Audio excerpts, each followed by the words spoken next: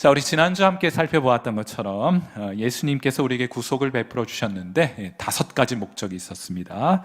그 첫 번째 목적은 사탄의 권세를 깨뜨리는 것이에요. 사탄의 나라를 전복시키는 것입니다. 자, 그리하여 택하신 백성들을 그리스도께로 모으는 것이 두 번째 목적이었고, 그렇게 모인 사람들을 구원하셔서 그들로 인하여 하나님께 영광을 올려드리고, 또한 그들이 하나님의 영광에 참여하게 하여서 그들로 하여금 영광스러운 인생을 살아가게 하시는 것이 이 구속을 우리에게 선물로 주신 목적이 된다. 우리 예수 믿는 사람들은 인생이 영광스러운 인생을 살아가는 거예요. 가슴 벅찬 인생을 살아가게 하시는 겁니다. 2번 생각하지 않고 영원히 선택할 만한 그런 영광스러운 삶을 하나님께서 우리에게 약속해 주셨다. 자, 그리고 이러한 목적이 실효적으로 나타나게 하시기 위하여 성령께서 우리 가운데 일하시는 것임을 우리 지난주에 살펴보았습니다. 오늘은 예수님께서 십자가에서 죽으신 이후 부활하시고 승천하신 일에 대하여 살펴보도록 하겠습니다. 설교 요점 2가지인데, 하나는 그리스도께서 우리를 위해 부활하셨다 하는 것이 오늘 설교의 첫 번째 요점이에요. 우리 주님께서 우리를 위하여 부활하셨습니다. 예수님은 우리를 구원하기 위해 이 세상에 오셨습니다. 단지 그런 구호만을 외치기 위해서 오신 것이 아니라 예수님께서는 우리의 구원을 위해 필요한 모든 비용을 지불하시기 위하여 이 세상에 오신 거예요. 예수님께서 이 세상에 오신 목적과 이유, 마가복음 10장 45절이 잘 요약해 주었습니다. 우리 같이 한번 이 말씀 읽도록 하죠. 같이 읽습니다. 시작. 인자가 온 것은 섬김을 받으려 함이 아니라 도리어 섬기려 하고 자기 목숨을 많은 사람의 대속물로 주려 함이니라. 예수님은 그의 전 생애를 이 비용 마련하시기 위하여 온전히 바치셨습니다. 우리는 이 비용을 2가지로 정의한 바 있습니다. 하나는 우리의 죄값을 지불하셨다는 의미에서 배상이라고 하고, 십자가 위에서 모두 지불하셨습니다. 다른 하나는 우리를 의롭다 하시기 위하여 필요한 비용으로 예수님께서 이 땅 가운데 계시는 동안 하나님 말씀에 순종하셨기 때문에 얻게 된 값이 있어요. 그것을 우리가 공로라고 불렀습니다. 자, 그러므로 그리스도께서 우리의 구속을 위해 마련하신 비용은 배상과 공로로 요약이 될 수 있다고 말씀을 드렸는데, 사실 제가 이 내용은 우리의 신앙 고백이라는 일련의 시리즈의 설교를 하면서 여러분에게 도표로 설명해 드린 바가 있습니다. 이때 제가 적극적인 의, 가운데 네모 박스 안에 적극적인 의라는 것이 배상에 해당하는 것이고, 소극적인 의라는 것은 공로에 해당하는 것입니다. 이것이 그리스도께서 우리를 위해 마련하신 구속의 선물이에요. 이 선물을 통해 우리의 불의를 상세하고도 남을 차고도 넘치는 그야말로 압도적인 그리스도의 의가 이 선물을 통해 우리에게 전달되는 것입니다. 하나님의 은혜는 압도적인 은혜입니다. 차고 넘치는 은혜예요. 얼마나 압도적인가. 우리 침례교 위대한 설교, 인류 역사상 가장 위대한 설교자 가운데 찰스 스펄전이라는 분이 계신데, 이분이 이 압도적인 그리스도의 은혜를 이와 같이 선언하고 고백한 바 있습니다. 여러분도 주의 깊게 이 말씀, 이 선언을 한번 들어보실 수 있게 되기를 바라요. 나는 주님께 엄청난 빚을 지고 있으며 앞으로도 더 많은 빚을 지리라 마음 먹고 있다. 내가 비록 죄인일지라도, 설령 내가 지금보다 100만 배 더 악한 죄인일지라도, 내가 100만 개의 영혼을 가지고 있는데 그 각각이 지금의 내 영혼보다 100만 배 더 악할지라도 주님의 속죄의 보혈이 나를 깨끗하게 하실 것이며 주님께서 나를 구원하실 것을 확신하노라 하고 성도들에게 선언하였고 고백하였습니다. 사랑하는 성도 여러분, 이것이 그리스도께서 우리를 위해 마련해 주신 구속의 비용입니다. 여러분의 영혼이 100만 배가 있어요. 그리고 그 각각의 영혼이 지금보다 100만 배의 죄를 더 짓는다 할지라도 그리스도의 십자가 위에서 우리를 위해 지불해 주신 그 구속의 비용은 그 모든 것을 갚고도 남을 만큼 차고도 넘치며 압도적인 은혜를 하나님께서 우리에게 허락해 주셨다 하는 거예요. 이 비용은 이미 우리를 위해 지불되었습니다. 선물은 이미 우리를 위해 마련되었어요. 오래전 어느 7살짜리 소녀, 꼬마아이가 엄마 아빠 이혼을 했어요. 그래서 엄마의 친정이 있는 이탈리아 산골 마을로 이사를 오게 되었습니다. 7살짜리 꼬마아이가 전혀 낯선 상황에 도착하고 보니 말도 통하지 않고 친구도 없고 상황은 낯설고 의기소침하여 그렇게 하루하루 지내게 됩니다. 그것을 할아버지가 가만히 보니 너무 안쓰러운 거예요. 해서 손녀를 위하여 뭘 하나 하시기로 합니다. 하루는 할아버지가 신선한 야채들을 부지런히 뽑아서는 그걸 챙겨가지고 먼 길을 걸어 장애를 가시게 되죠. 그리고 그걸 팔아서는 손녀를 위한 선물을 마련하게 되셨습니다. 그것도 2개나 마련하셨어요. 할아버지는 그 선물을 조심스럽게 할아버지 코트 안주머니에 넣습니다.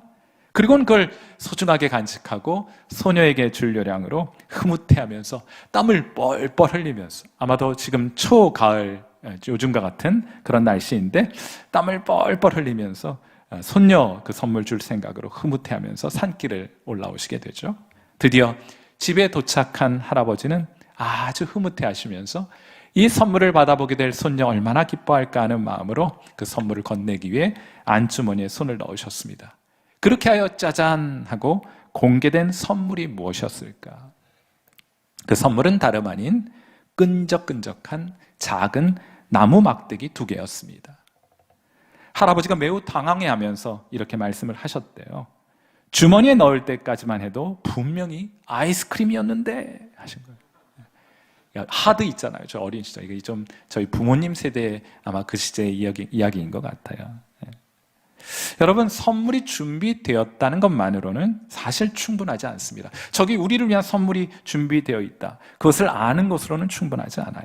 한 걸음 더 나아가야 합니다. 이 선물이 우리에게 또한 잘 전달되어야 하는 것이겠죠. 자, 그러므로 기독교의 진리는 2개의 기둥을 가지고 있습니다. 그 하나의 기둥은 예수께서 우리 죄를 위해 십자가 위에서 죽으셨다 하는 것이 기독교 진리의 핵심을 이루는 한 기둥이에요. 모든 비용을 지불하셔서 구속의 선물을 마련하셨다 하는 것입니다. 그걸로 충분하지 않아 또 다른 기둥이 있습니다. 그것이 뭔가 하면 그리스도께서 십자가 위에서 죽으시고 그가 다시 살아나셨다. 그 부활이 또 다른 진리의 기둥을 이루게 됩니다. 로마서 4장 25절. 이것 잘 요약해주고 있는데 우리 같이 한번 읽도록 해요. 같이 읽습니다. 시작. 예수는 우리가 범죄한 것 때문에 내 주미 되고 또한 우리를 의롭다 하시기 위하여 살아나셨느니라. 예수님은 반드시 살아나셔야만 했습니다. 왜입니까? 이 구속의 선물을 우리에게 전달해 주시기 위해서입니다. 이 선물은 아이스크림처럼 녹지 않습니다. 그리스도께서 그의 죽음을 통해 영생의 선물을 우리를 위해 마련하셨고 이 선물을 우리에게 주시기 위하여 다시 살아나신 거예요. 여러분, 이 선물은 제가 여러분에게 드릴 수 없습니다. 그렇게 하고 싶은 마음 굴뚝 같으나 그렇게 할 수 없어요. 우리 주님께서 이 선물을 여러분 한 사람 한 사람에게 전달하시기 위하여 다시 살아나셨습니다. 자, 그러므로 성도는 부활하신 주님을 만나야 합니다. 그분으로부터 이 구원의 선물, 이 구속의 선물을 받으셔야 돼요. 그로 인하여 기뻐하셔야 합니다. 자, 그러므로 예수 그리스도께서 다시 사셨다, 그리스도께서 부활하셨다 하는 것은 이중적인 의미를 갖게 되는 것입니다. 그 첫 번째 부활하심의 의미는 예수님께서는 하나님께서 아담에게 주신 원복음의 약속, 창세기 3장 15절, 내 후손 가운데 한 아들이 뱀의 머리를 상하게 할 것이다, 사탄의 권세를 깨뜨리게 할 것이다 라는 약속을 주셨는데 예수님은 이 약속의 성취를 위하여 부활하셨습니다. 사탄의 권세, 그 죽음의 권세를 깨뜨리셨습니다. 이제 더 이상 사망이 왕노릇하지 못하는 새로운 시대를 열어주신 거예요. 호세아서 13장 14절, 우리 말씀 우리 같이 한번 읽도록 합니다. 시작. 내가 그들을 스올의 권세에서 속량하며 사망에서 구속하리니 사망아 내 재앙이 어디 있느냐, 스올아 내 멸망이 어디 있느냐, 뉘우침이 내 눈앞에서 숨으리라. 아멘. 사도 바울도 이 말씀을 인용하여 그의 서신 가운데 사망아 내 쏘는 것이 어디 있느냐고 말한 바 있지 않습니까? 예수님께서 사망을 이기셨습니다. 그러므로 믿음으로 그분과 연합한 우리도 예수님 때문에 사망을 이기게 될 것입니다. 사망이 우리를 삼키게 될 것이에요. 이 자리에 앉아 계신 여러분 모두 가운데 한 사람도 예외 없이 사망이 여러분을 삼키게 될 것입니다. 우리도 이 땅에서의 마지막 순간을 맞이하게 될 것이에요. 그러나 사망은 우리를 삼켜 영원히 소화시킬 수는 없습니다. 왜냐하면 우리가 사망을 이기신 그리스도와 연합되어 있는 자들이기 때문이에요.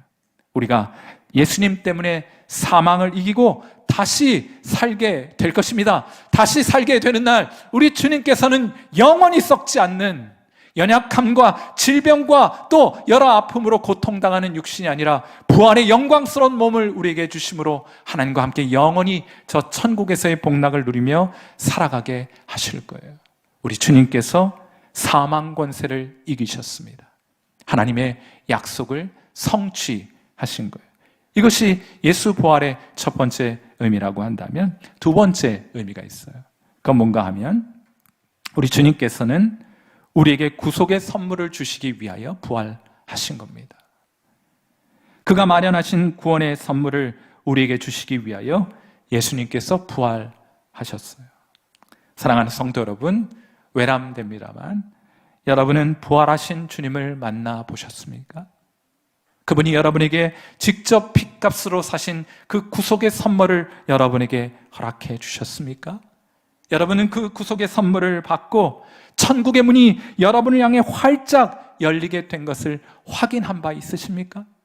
그 천상으로부터 그 열린 천국의 문으로부터 하나님 주시는 그 기쁨과 평강이 그 은혜가 폭포수와 같이 여러분의 심령에 쏟아지게 되는 것을 경험하셨습니까?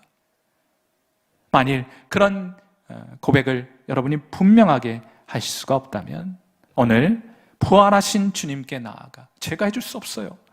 옆에 있는 여러분의 부모와 여러분이 사랑하는 친구와 친지들이 그 일을 대신해 줄 수가 없습니다. 그러니 부활하신 주님께 나아가 직접 간구하시고 구하시게 되기를 바랍니다.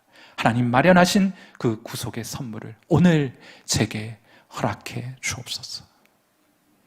부활하신 주님과의 만남이 있는 그런 귀한 은혜 있게 되기를 주님의 이름으로 축원해 드립니다.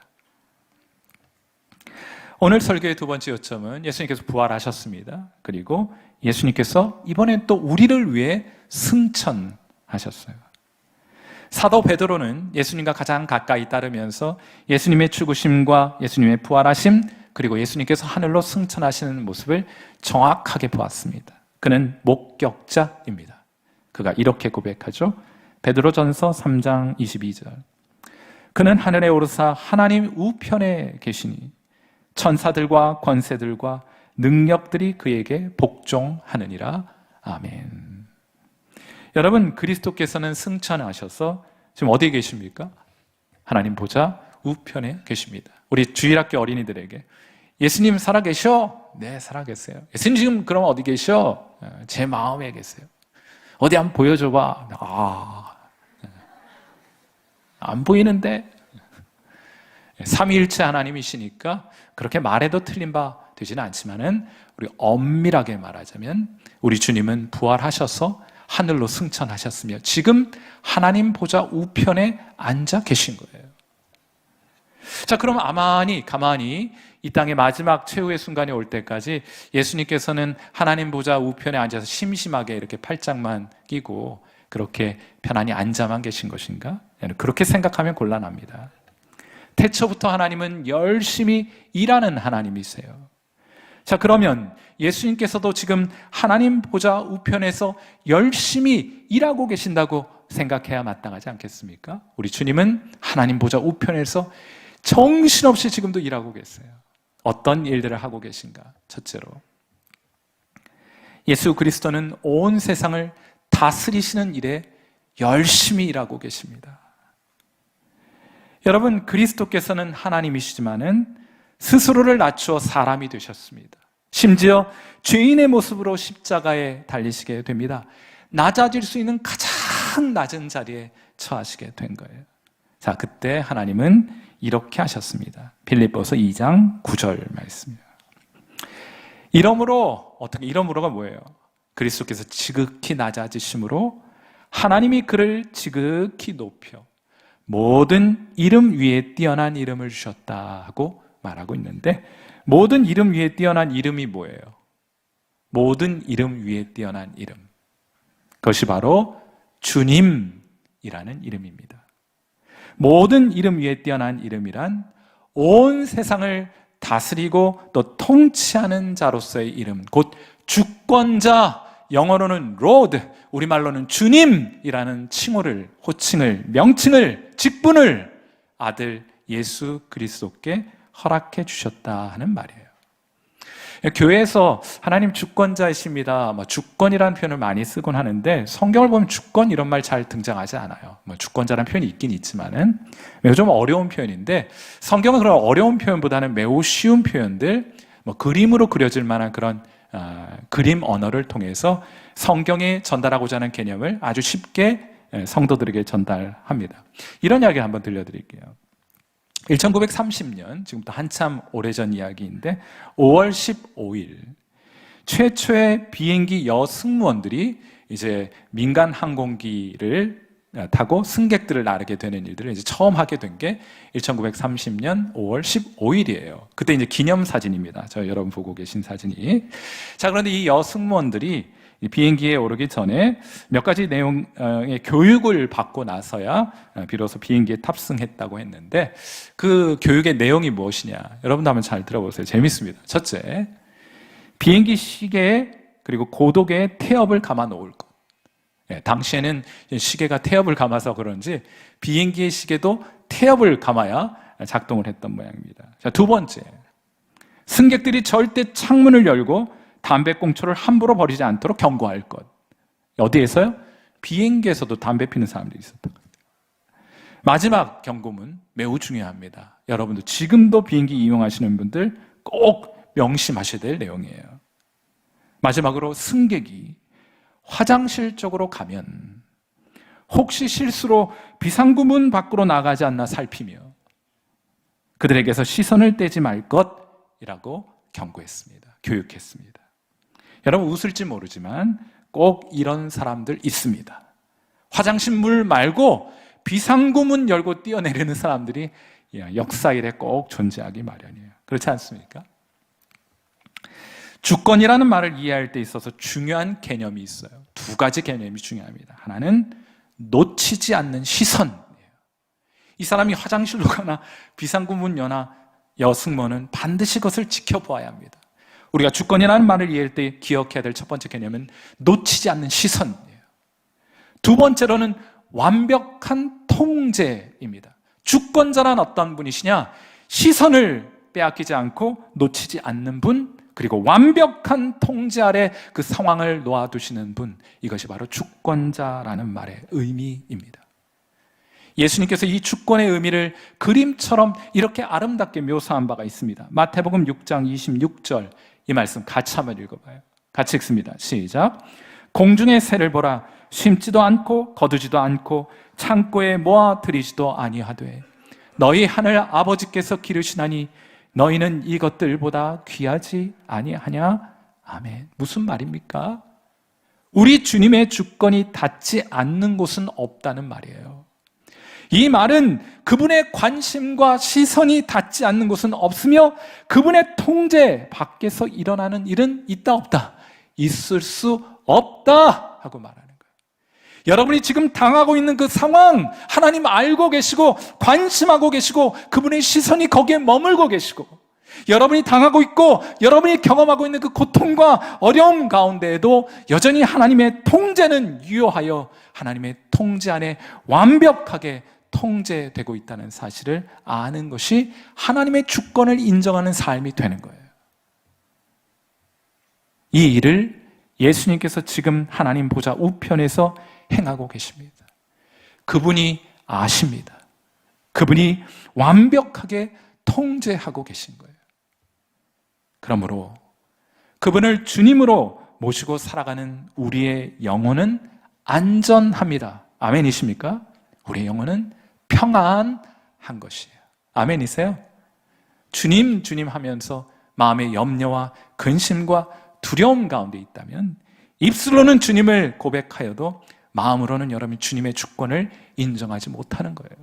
주권은 무엇입니까? 하나님의 시선이 이곳에 우리 가운데 임하여 계시다 하는 것이고, 이 상황이 하나님의 완벽한 통제 아래 있음을 고백하는 고백이기 때문에 오늘 이 시간 그리스도의 주인 되심을, 주권을 인정하시고 고백하시는 여러분에게 하나님의 평강이 풍성히 임하시게 되기를 주님의 이름으로 축원해 드립니다. 자, 두 번째로 하나님 보좌 우편에서 예수님께서 하시는 일은 교회를 지키고 보호하시는 일을 하고 계세요.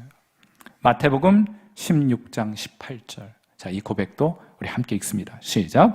또 내가 내게 이르노니 너는 베드로라. 내가 이 반석 위에 내 교회를 세우리니 음부의 권세가 이기지 못하리라. 아멘. 여러분, 이 구절에는 여러 가지가 암시가 되어 있습니다. 무엇보다 사탄은 끊임없이 교회를 무너뜨리고자 공격합니다. 사탄은 끊임없이 성도들을 무너뜨리고자 공격합니다. 교회는 그러므로 이 세상 그 어느 것보다 더욱 영적 전쟁이 치열한 곳이 바로 교회인 거예요. 치열합니다. 이 사실을 망각하고 잠시라도 방심하면 사탄의 공격으로 인하여 교회는 균열이 가고 부서지고 무너져 내리게 되는 거예요. 우리 주변에 그런 교회들 많이 보게 되지 않습니까? 하나님 사랑에 있어 둘째가라면 서러워했을 다윗도 무너졌습니다. 역사상 가장 지혜롭고 가장 지식을 많이 소유했다고 말하는 솔로몬도 무너졌습니다. 주님 위에 기꺼이 목숨 바치겠다고, 주님 따르겠다고 고백했던 베드로 무너졌습니다. 사탄은 우리보다 강합니다. 사탄은 우리보다 능한 존재입니다. 자, 그런데 우리가 어떻게 이 사탄과 더불어 싸워 이길 수 있다는 말입니까? 말씀 속에 길이 있어요. 예수님께서 이 마태복음 16장 18절에서 말씀하지 않으세요? 너는 베드로라.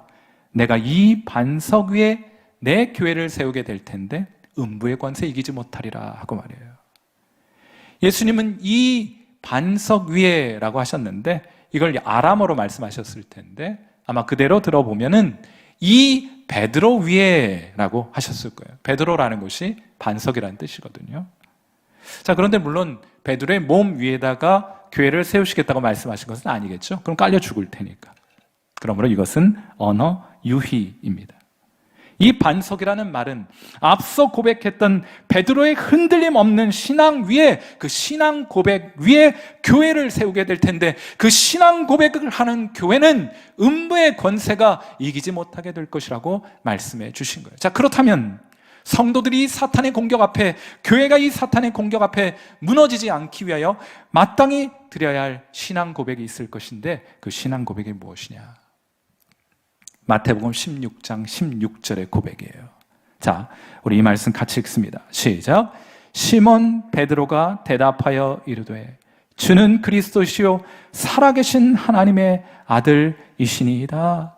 예수님은 하나님께서 우리에게 보내주시마 약속하신 바로 그 아들이십니다 하는 고백을 주님 앞에 지키어 버티고 견고하게 세워져 있을 때 음부의 권세는 그러한 고백을 하는 성도를, 그러한 고백을 하는 교회를 이길 수 없다 하고 말씀해 주신 거예요. 사랑하는 성도 여러분, 오늘 우리가 함께 교회로 모여 이 신앙 고백을 견고히 붙들게 될 때 비록 여러분이 이 세상을 살며 많은 환난과 고난과 시련이 있겠지만 결코 음부의 권세는 교회와 성도들을 절대로 무너뜨릴 수 없게 될 것입니다. 왜냐하면 그러한 고백을 하는 교회는 우리의 교회가 아니라 주님의 교회이기 때문이고 주님께서 그러한 교회를 지켜주시는 분이시기 때문이에요. 사랑하는 성도 여러분, 우리의 믿음이 그러므로 이 세상을 이기게 되는 것입니다. 여러분의 그런 믿음의 고백이 있으십니까? 주님이 우리를 위해 이 세상에 보내주시겠다 약속하신 하나님의 아들이신 것을 믿으십니까? 그분이 지금도 말씀으로 온 세상을 다스리시고 주관하시는 분이심을 믿으십니까? 그분이 여러분의 구원자이십니까? 음부의 권세가 여러분을 공격할 수는 있으나 절대로 여러분을 무너뜨릴 수는 없을 것입니다. 하나님이 여러분을 지켜주실 것이기 때문에요. 예수님은 하나님 보좌 우편에서 통치하시고 또 교회를 보호하실 뿐만 아니라 마지막으로 예수님은 하나님 보좌 우편에서 지금도 우리를 위해 중보하고 계세요. 열심히 중보하고 계십니다. 로마서 8장 34절 이 말씀도 같이 읽도록 해요. 시작. 누가 정죄하리요?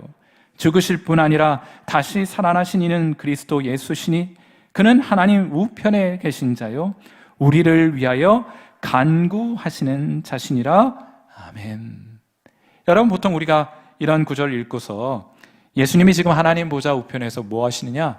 간구하고 계신다. 그러니까 하나님 보좌 우편에서 무릎 꿇고 땀 흘리고 피 흘리면서 기도하고 계신다. 이런 그림을 여러분 상상할 수 있겠죠?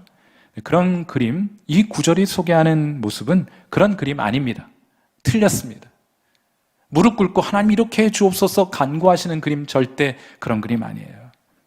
이런 오해는 부분적으로 성경 번역 때문에 발생하게 되는 오해인데, 여기 간구하시는 이라는 번역은 다른 영어 성경 번역들이 그러하듯이 그냥 중보하시는 이라고 그냥 남겨두는 것이 좋아요. 우리말은 간구하신다 하니까, 간구하면 여러분 무릎 꿇는 거, 땀 흘려 기도하는 거 이런 거 연상하시기 때문인데, 여기는 그냥 중보하시는 이라고 놓는 것이 맞습니다. 예수님은 하나님 보좌 우편에서 지금도 우리를 위하여 중보하고 계신 거예요. 지금도 열심히 중보하고 계십니다. 중보의 1차적인 의미는 무릎을 꿇고 고개를 땅에 조아리는 것이 아니고, 중보의 1차적인 의미는 둘 사이에 서는 것입니다. 하나님과 여러분 사이에 예수님이 서 계신 거예요. 그것이 중보의 1차적인 의미입니다. 이거는 구약 성경에 매우 선명한 그림으로 우리에게 가르쳐 주신 바 있습니다. 구약 성경에 보면 대제사장들이 아주 특별한 옷을 입고 제사를, 성소에 들어가서 제사를 드리게 되죠. 특별히 이들의 의복을 보면 양쪽 어깨와 가슴에 보석 장식이 있습니다. 각각의 보석에는 이름이 새겨져 있어요. 출애굽기 28장 21절. 자, 양쪽 어깨와 가슴에 12개의 보석이 박혀 있는 옷을 입고 성소에 들어가서 제사를 드리게 되는데, 성경이 이렇게 기록해 놓았죠. 출애굽기 28장 21절. 이 보석들은, 이 대제사장의 옷에 달려있는, 박혀있는 그 보석들은 이스라엘 아들들의 이름대로 12이라. 보석마다 12지파의 한 이름씩 도장을 새기는 법으로 새겨졌다 하고 말해놓고 있어요. 대제사장은 이스라엘 12지파의 이름이 새긴 보석을 착용하고 성소로 들어갔던 것입니다. 이들이 하나님 앞에는 보석과도 같은 존재들입니다 하는 것을 드러내 보여주는 거예요. 이들의 이름을 하나님께 전시하는 것입니다. 여러분, 이것이 중보예요. 제가 여러분에게 누차 말씀드렸던 것처럼 구약 성경의 여러 제사 제도는 장차 올 것의 그림자입니다. 실체는 무엇이냐? 이 대제사장의 실체는 바로 우리 주님 예수 그리스도이십니다. 히브리서 8장 1절 말씀. 여러분의 주님 되신 그리스도께서 지금 무엇을 하고 계신지 한번 이 말씀도 같이 한번 읽어봐요. 시작. 지금 우리가 하는 말의 요점은 이러한 대제사장이 우리에게 있다는 것이라. 그는 하늘에서 지극히 크신 이의 보좌 우편에 앉으셨으니. 이곳에서 우리 주님께서 하시는 일이 무엇입니까? 우리들의 이름을 부르는 일을 하고 계신 거예요. 우리들의 이름 한 사람 한 사람의 이름을 하나님께 상기시켜 드리셔서 우리로 하나님께 나아갈 수 있는 길을 열어주고 계십니다. 하나님 아버지, 이들은 아버지께서 창세전에 예정하신 자들입니다. 제게 주신 백성들입니다. 제가 핏값으로 저들을 샀고 저들은 복음을 통해 제 음성을 듣고 저를 따르게 된 제 양들입니다 하고 하나님 앞에 여러분 한 사람 한 사람의 이름을 불러 하나님께 아뢰어드리는 일을 지금도 저 하늘 보좌 위에서 하고 계신 거예요. 그리스도께서 보좌의 우편에서 우리 이름을 하나하나 불러 우리가 죄 용서함을 받았고 또한 우리가 하나님 앞에 의롭다는 것을, 하나님 앞에 보석과도 같은 존재인 것을 하나님 앞에 짓고 하고 계십니다. 주님이 우리 편에 서셔서 우리를 변호해 주고 계신 거예요. 오늘도 우리가 담대히 하나님 은혜의 보좌 앞에 나아가 하나님을 아빠, 아버지라고 부를 수 있는 이유, 그것은 그리스도께서 하나님 보좌 우편에서 여러분들의 이름을 하나하나 불러 하나님께 이들은 죄 용서함 받았으며 하나님께는 참 보석과도 같은 사람들입니다 하고 변호해 주시기 때문에 그 문이 여러분을 향해 닫히지 않고 여러분이 은혜의 보좌 앞으로 담대히 나갈 수 있게 되는 거예요. 무엇 때문에? 그리스도의 중보의 사역 때문입니다. 어느 남자가, 실제로 있었던 일인데, 한 남자가 집에 불이 났어요. 부모님이 저 방 안쪽에 계신데 화재 난 걸 뒤늦게 알고 부모를 구하기 위해 불구덩이 집 속으로 뛰어들게 됐는데 그 방에 그만 도착하지 못하고 부모님들은 그만 그 화재로 목숨을 잃게 되고 이 아들은 얼굴에 심한 화상을 입게 되는 사건이 발생을 했습니다. 그런데 이분이 교인이에요. 이 고통을, 이 어려움을, 이 이해할 수 없는 이 사건을 하나님의 벌이라고 생각했습니다. 이 일을 계기로 해서 그는 세상과 담을 쌓게 돼요. 아무도 만나지 않습니다. 아무에게도 말하지 않아요. 난 하나님께 벌 받은 사람이니까. 심지어 아내에게도 말을 걸지 않습니다.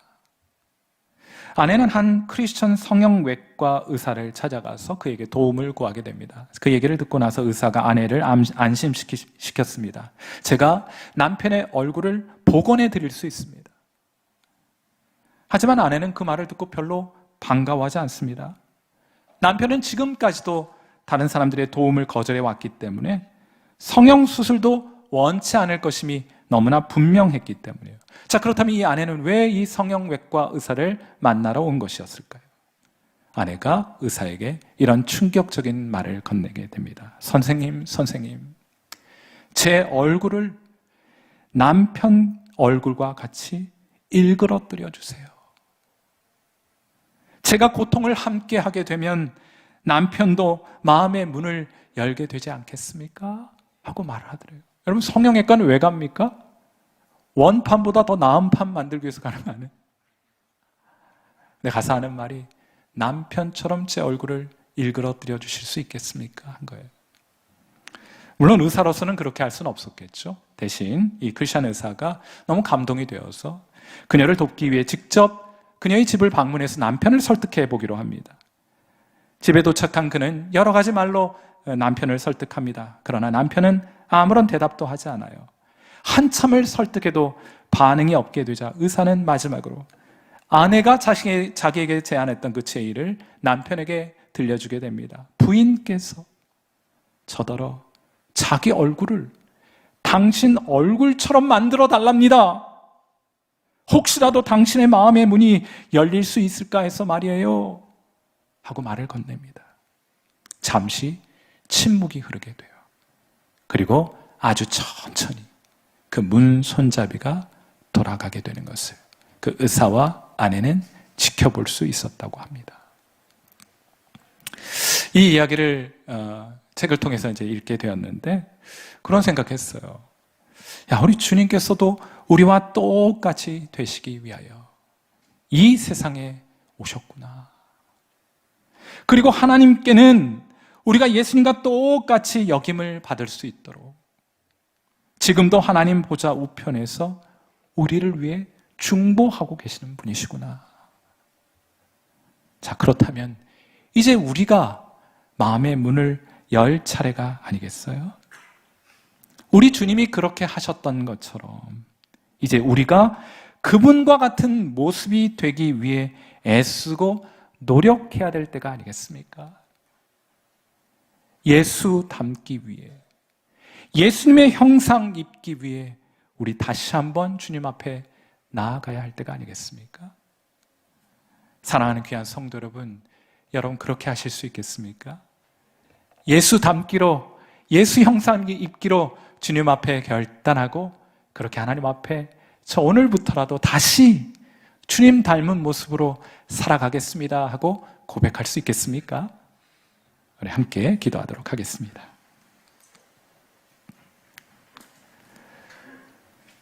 자, 우리 반주 들으시면서 함께 기도하도록 하죠. 오늘 우리 가운데는 여전히 신앙의 주변부에서 아직 예수님 만나지 못한 채 또 만나기를 바라는 마음으로 신앙의 언저리에 주저하고 있는 분들이 계실 것이라고 알고 있습니다. 오늘 이 시간 우리 주님께 나오셨으니 우리 주님 부활하셔서 지금 우리와 함께하고 계시고 우리 지켜보고 바라보고 계시고 또 관심하고 계시니 그분께 여러분 마음의 문을 열어 그분을 초대하시면 돼요. 예수님, 제겐 예수님이 필요합니다. 하나님이 약속하신 바로 그 아들로 오신 예수님 제 마음에 모셔드립니다. 제게 찾아오셔서 저 아무것도 모르지만은 예수님께서 우리를 위해 마련해 놓으신 그 구속의 선물 저도 경험할 수 있도록 제게 찾아와 주옵소서 하고 여러분 그냥 담백한 언어로 하나님께 기도하시면 돼요. 주님 부활하셔서 살아계시기 때문에 주목해 보고 계시기 때문에 그 음성 듣고 하나님께서 귀한 은혜를 여러분에게 허락해 주실 것입니다. 그분이 필요한 모든 비용을 지불하셨습니다. 그러니 두려워하지 마세요. 여러분의 죄가 주홍 같을지라도 지금보다 100만 배 더 주홍 같을지라도 눈과 같이 희어지게 될 것입니다. 그분을 신뢰하고 그분께 나아가 마음의 문을 열어보세요. 주님께서 지금도 우리를 위해 중보하고 계십니다. 그분이 통치하시고 그분이 보호하시고 그분이 중보하십니다. 그러니 성도 여러분 두려워하지 마세요. 염려하지 마세요. 안심하세요. 하늘의 평강이 오늘 여러분의 심령 가운데 폭포수와 같이 임하여 빼앗기지 않는 그 평안 누릴 수 있도록 우리의 마음의 문을 주님께 활짝 열어드립시다.